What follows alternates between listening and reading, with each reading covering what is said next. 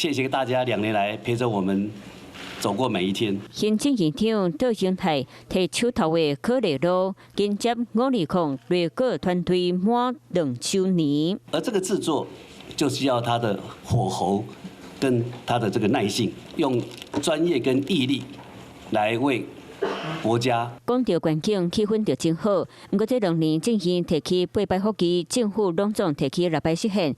記者會選擇了這天，嘛要甲立法院總統單休案做對比，用施政成績單來對決。明年最低工資應該會突破3萬元，長時間來的付出奉獻，對軍公教的調薪，我們會在這樣的前提跟原則底下，會進行研擬。調上屆工資加強勞工政策，少子化對策，嘛將做行政院新的1年上重要的任務。明顯的升級是將彈性的育嬰假會升級為育兒假，到6歲之前都可以適用。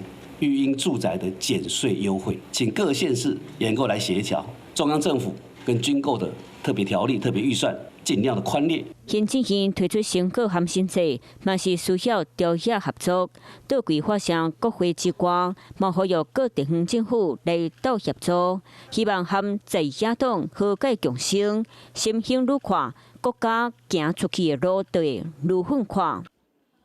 Hello， 我是林仙怡。想要搶先掌握最及時的新聞資訊嗎？趕快訂閱、按讚、開啟小鈴鐺，鎖定華視新聞 YouTube 頻道。